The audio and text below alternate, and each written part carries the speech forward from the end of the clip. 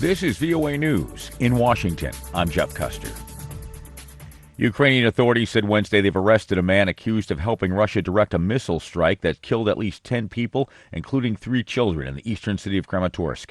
Reuters correspondent Joe Flynn has more on the attack. Footage from the National Police appeared to show the city of Kramatorsk as it was confronted with yet another day of grief on Tuesday. Russian missiles hit the city again, killing a number of people, according to local officials and police. Dozens were injured, the dead included a child. The Donetsk Regional State Administration posted video of people dressed in military fatigues helping move the injured. As darkness fell on the city, people were still seen in police video being pulled from the rubble.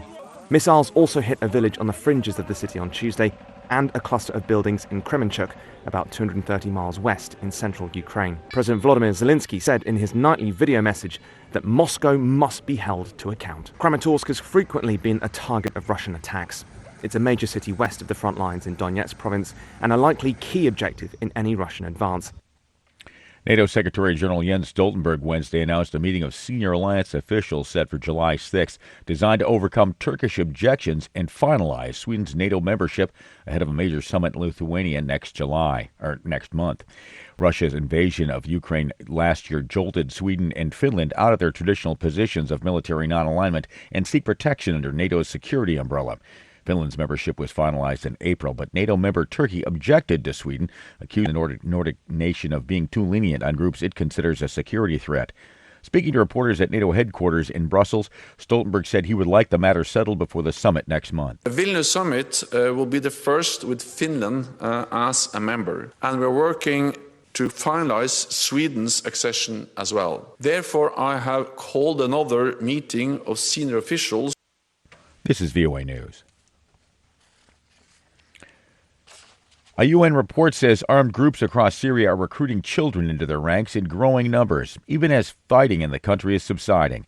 More from AP correspondent Charles de Ledesma. Armed groups have recruited children throughout the 12 years of conflict and civil war in Syria, rising steadily, the UN says, over the past 3 years, from just over 800 in 2020 to nearly 2,000 in 2022. Among those allegedly recruiting children is a US ally, the Kurdish-led Syrian Democratic Forces. The UN has also confirmed over 600 recruitment cases by the Turkish-backed Syrian National Army and cites 25 cases of child recruitment by Syrian government forces and pro-government militias. Attempts to end the practice have been complicated by the patchwork of armed groups operating in each part of Syria. I'm Charles de Ledesma.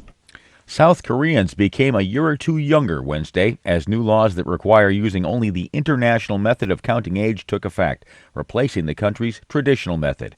Reuters correspondent Olivia Chan has more. This was how the traditional age system works. People are deemed to be a year old at birth, and a year is added every January 1st. Since the early 1960s, the country has used the international norm for medical and legal documents. But many South Koreans continue to use the traditional method for everything else.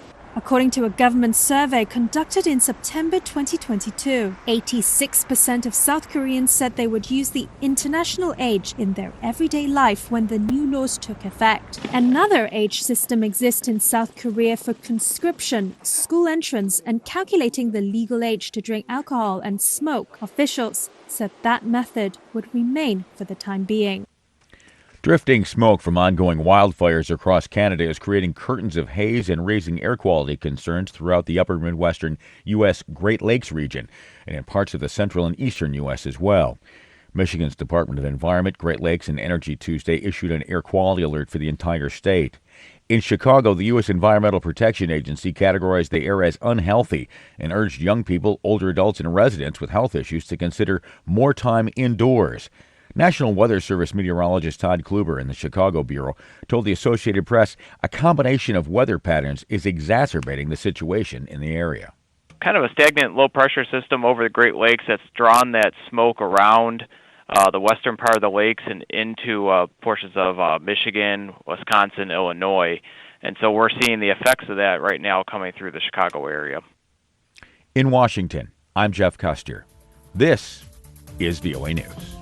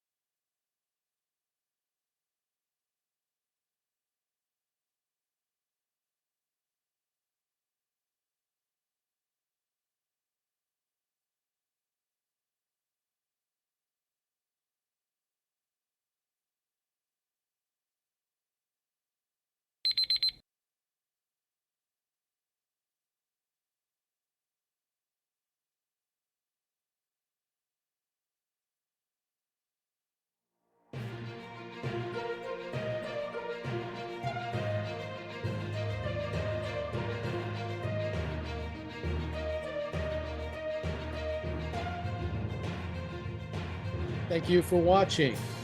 Can you do me a favor? Please leave a comment in the comments section below. That would really help. Thank you, and see you again soon.